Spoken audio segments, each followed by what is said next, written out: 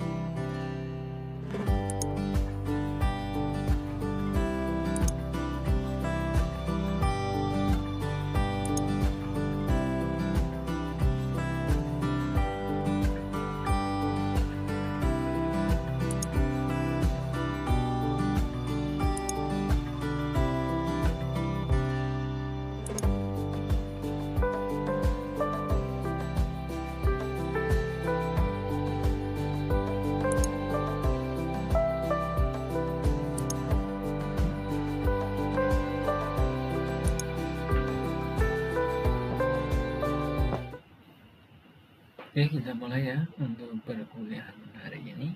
Pertemuan ke-14 pembahasan kita adalah merancang sistem e-bisnis ya. Jangan lupa absensi ya, jangan sampai ketinggalan ya. Oke, nanti untuk materi sudah saya share kayaknya ya di masing-masing grupnya ya.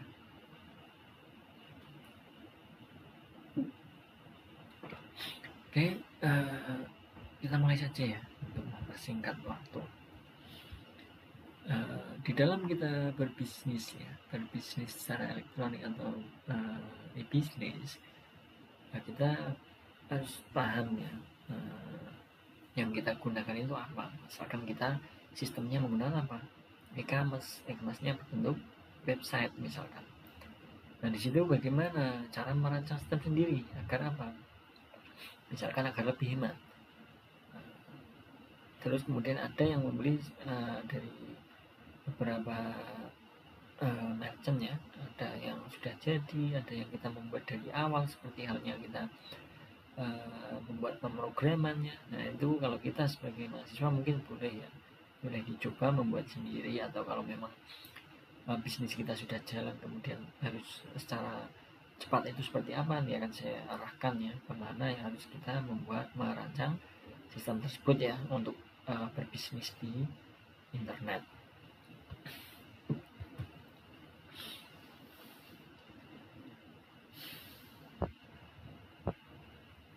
Sebentar,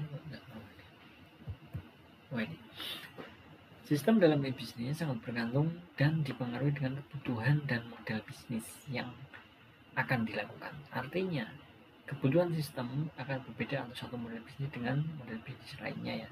Jadi menyesuaikan ya, dari bisnis kita itu apa, cakupannya apa, kemudian bentuknya, modelnya seperti apa, kemudian sistemnya ya. Nah itu tentunya berbeda ya dengan antara bisnis barang dan jasa. Kemudian walaupun sesama barang saja, kalau berbeda produk itu sistem akan berbeda, biasanya seperti itu ya.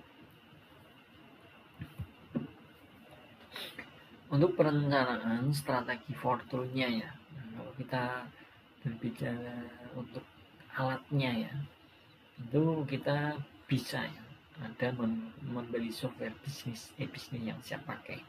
Jadi seperti yang tadi saya katakan, kita arahkan kemana kita harus menggunakan sistemnya ya. Bagi yang memang misalkan ya kita buru-buru kemudian kita tidak mampu membuat sendiri, itu banyak sekali software bisnis yang siap pakai ya. Kita tinggal membeli saja, nanti bisa kita langsung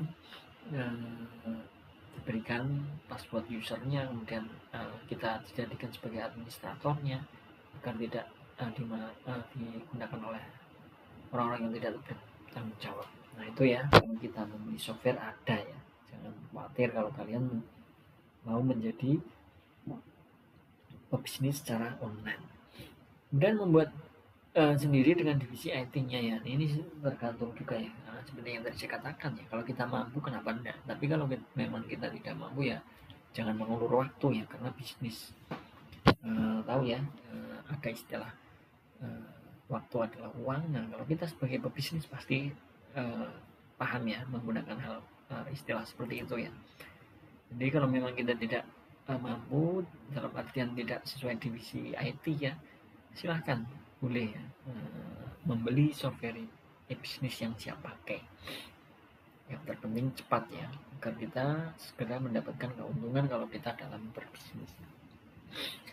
Pembelian komponen, modul, dan mengintegrasikan modul-modul yang ada dan dikustomisasi sesuai kebutuhan perusahaan. Nah ini misalkan ya, ada beberapa perusahaan yang sudah menggunakan websitenya, ternyata kurang komplit dan masih kurang menarik, dan transaksinya nanti amburadul misalkan ya, silakan ada ya pembelian komponen modul-modul ya, nanti kita integrasikan, kita kustomisasikan sesuai dengan kebutuhan di perusahaan kita.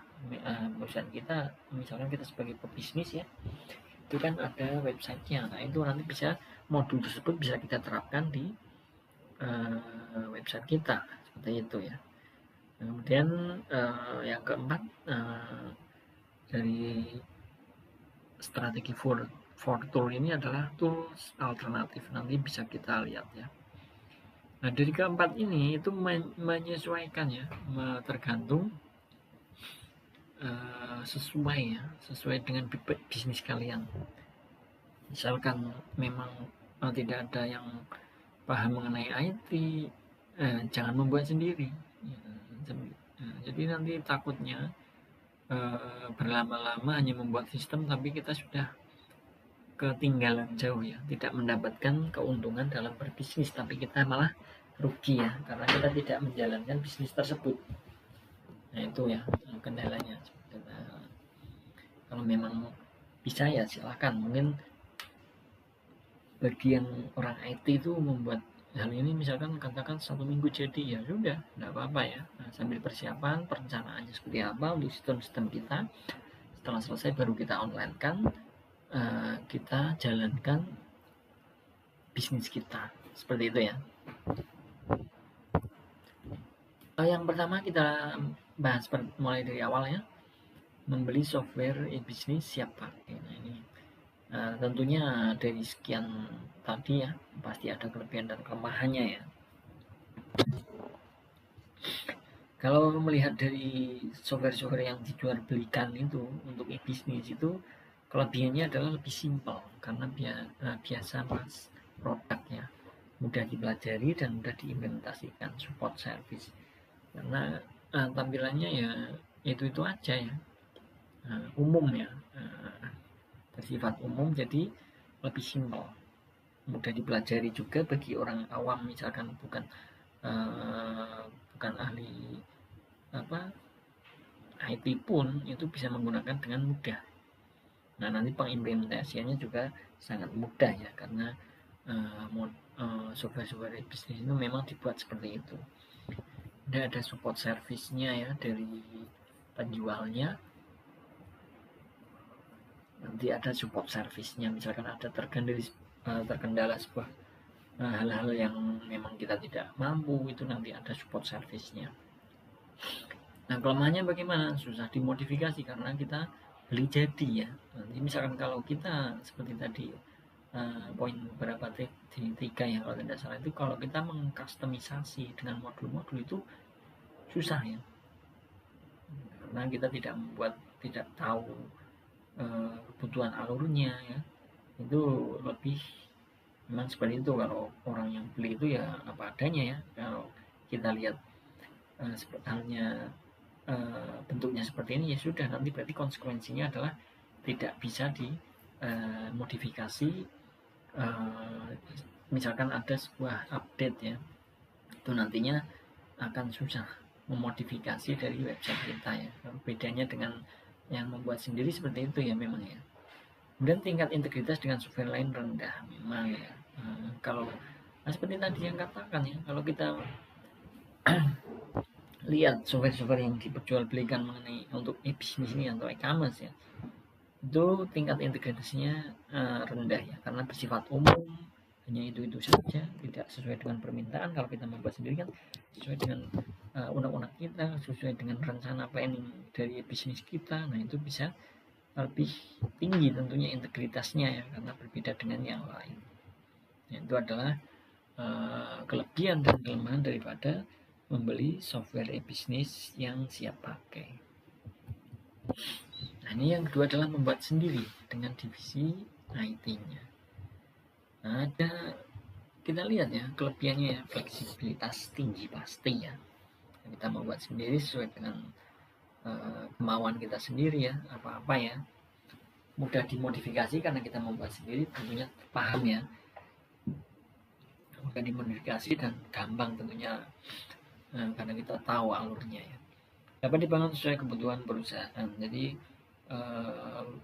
bisa kita bedakan dengan produk-produk yang dijual belikan ya, itu sesuai kebutuhan. Misalkan kita memberikan hal-hal yang tidak ada dalam website yang lain, itu bisa ya, sesuai dengan kebutuhan saja di e-commerce-nya ya. Berkecil pesaing untuk memiliki software serupa ya. Kalau kita membuat sendiri tadi ya akan lebih berbeda ya, tampilannya mungkin dan lain sebagainya, itu pasti memperkecil pesaing untuk memiliki software yang serupa dengan kita.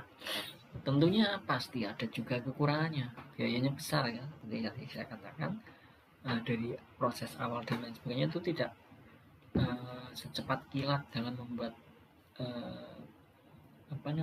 aplikasi website untuk e-commerce tersebut ya. Pasti membutuhkan biaya besar ya, berbagai macam ya, dari security dan lain sebagainya, pasti ya ada biaya.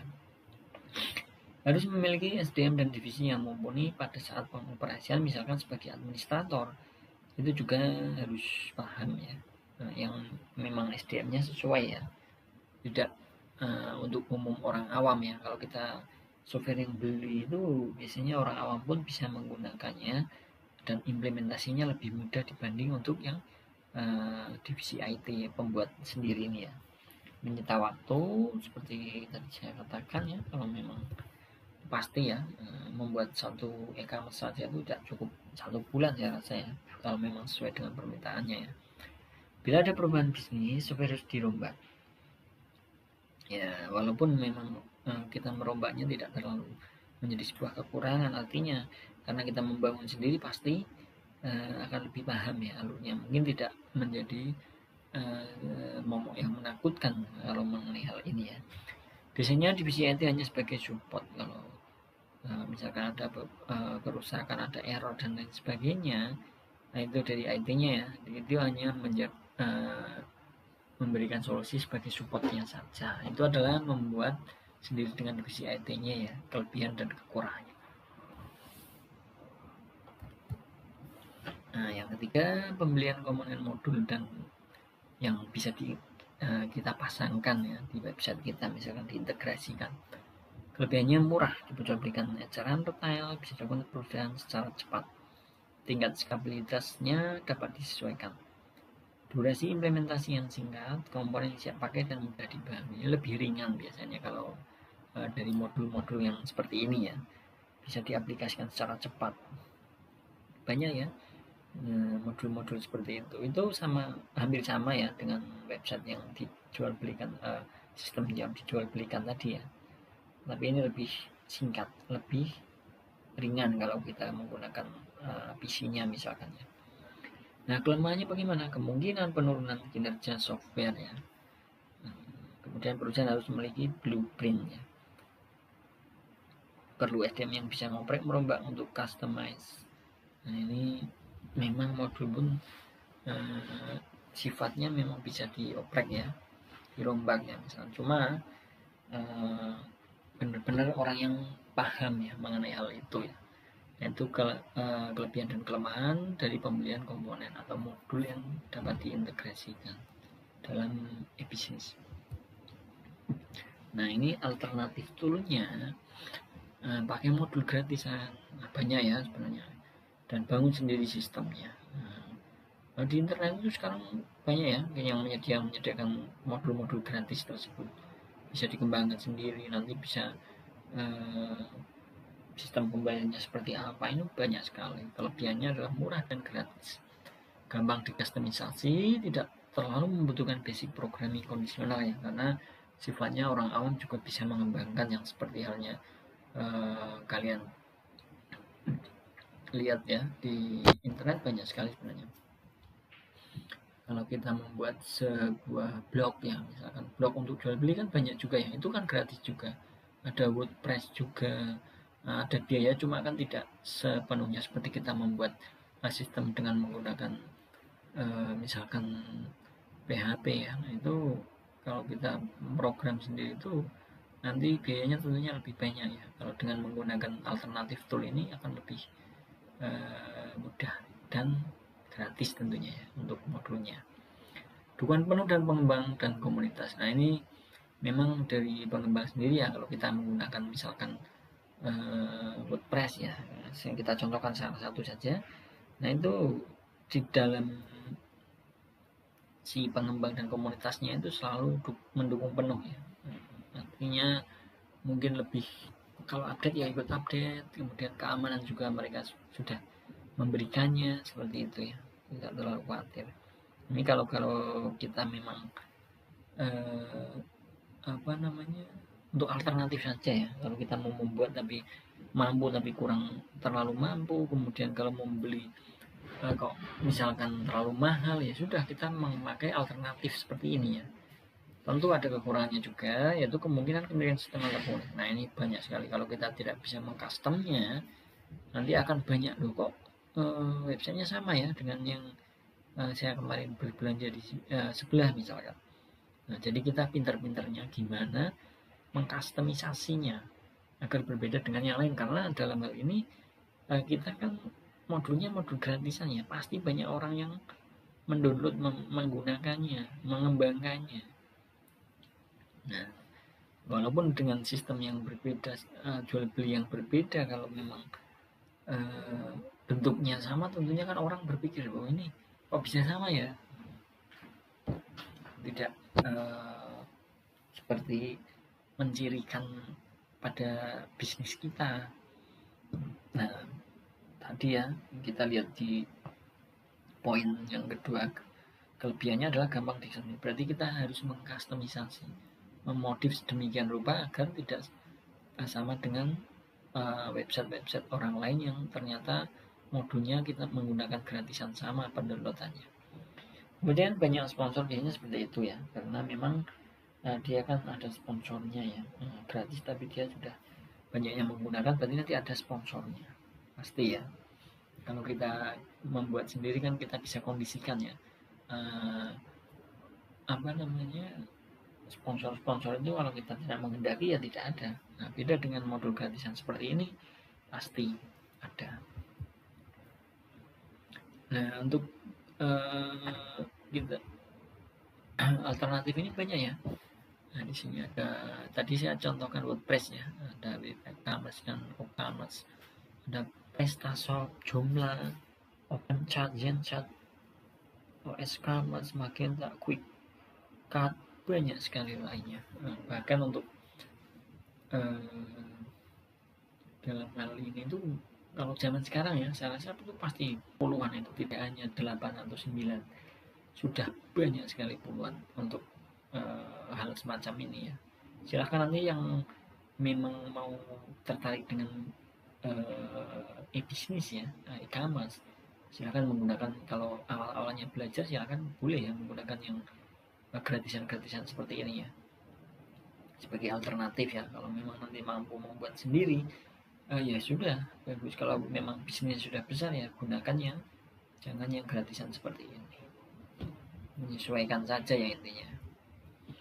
Kalau website di sini saat kita merancang sistem itu, misalkan kita merancang sebuah website untuk e-commerce, itu tentunya harus kita menentukannya ada ide dan produknya. Idenya apa, kemudian produk yang kita jual itu apa, nanti akan menjadi bisnis yang sukses ya. Kemudian lakukan risetnya, penelitian bagaimana mengenai produk tersebut, kemudian cara-cara dan lain sebagainya, intinya mengenai produk yang akan kita jual ya, penelitiannya ya. Kumpulkan konten, kemudian membeli nama domain ya, kalau kita sudah membuat websitenya, misalkan menggunakan PHP ya, kita beli domain ya. Setelah kita dapat domain, nanti akan kita butuh server ya, hostingnya untuk online kannya website kita atau e-commerce kita, untuk bisnis kita.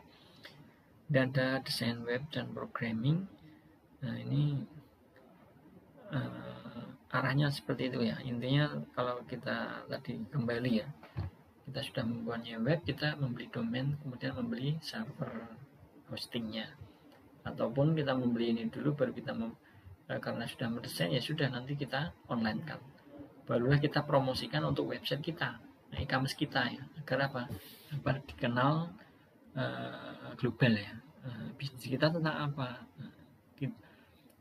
Di internet tentunya kan kita bersifat global ya, bisa diakses semua di dunia internet. Nah, ini tentukan idenya, ada beberapa pengertiannya ya, daftar apa yang disukai, sortir daftar hal tersebut ya, tentukan bahasanya ya, sesuaikan ya, misalkan kita go internasional ya gunakan juga bahasa internasional ya. Kalau kita memang arahnya hanya ke nasional saja ya sudah, tidak apa-apa pakai bahasa Indonesia seperti itu ya. Riset produk tentu harus dilakukan dengan disesuaikan dengan topik bisnisnya ya. Dan kemudian lebih spesifik lebih baik ya kalau dalam hal produk Anda ini.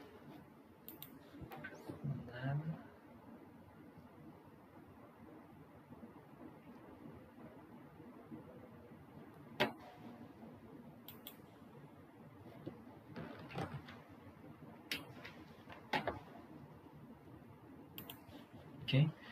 Nah, tipsnya selalu pilih topik bisnis yang Anda sukai dan membuat Anda nyaman dan menjalankannya. Jika ide yang dipilih ada sesuatu yang Anda sukai, maka fokus akan. Nah, memang ya kalau kita berbisnis itu ya, tidak hanya berbisnis bisnis ya, bisnis konvensional pun kalau kita suka nanti berkembangnya lebih cepat ya. Kalau kita tidak suka kemudian kita terpaksa harus membuka bisnis tersebut, saya rasa kegagalan ya, bisa terjadi kegagalan ya. Nah, takutnya seperti itu. Makanya sesuai dengan passion kalian, kemudian sesuai dengan keahlian, nanti akan lebih, tingkat kesuksesannya akan lebih cepat. Untuk riset ini riset pasar ya, kapan memulai, modal, kemudian yang didapat, calon pelanggannya itu arahnya kemana, misalkan ke mahasiswa, ke anak-anak, atau ke orang tua. Calon pesaingnya kita lihat juga ya, apakah sudah banyak yang membuka bisnis-bisnis yang serupa dengan kita, kemudian masalah yang mungkin akan dihadapi itu pasti ya ada. Jadi nanti bisa kita riset dulu ya. Sebentar. Halo.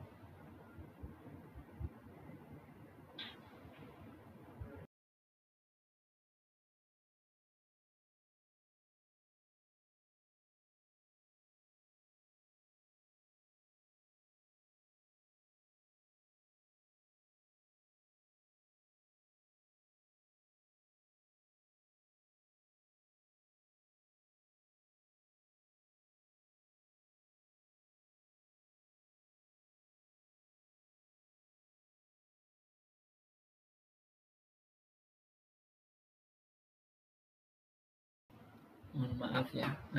Kita lanjut ya. Nah, itu adalah riset ya.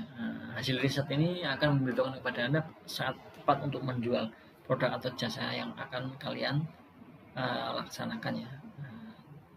Harus kita memikirkan dari awal ya plannya ya. Bahkan untuk masalah yang mungkin terjadi itu apa itu perlu kita ketahui juga ya, kita pikirkan ya.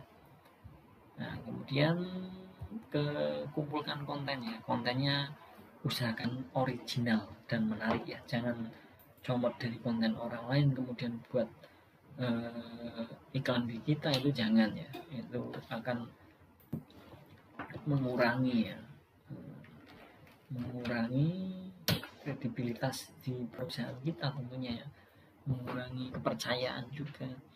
Nah, kontennya yang bermanfaat ya, sesuai dengan produk kita, menginformasikannya.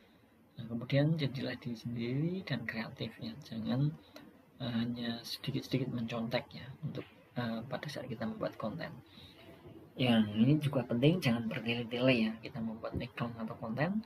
Libatkan pengguna kalau bisa ya.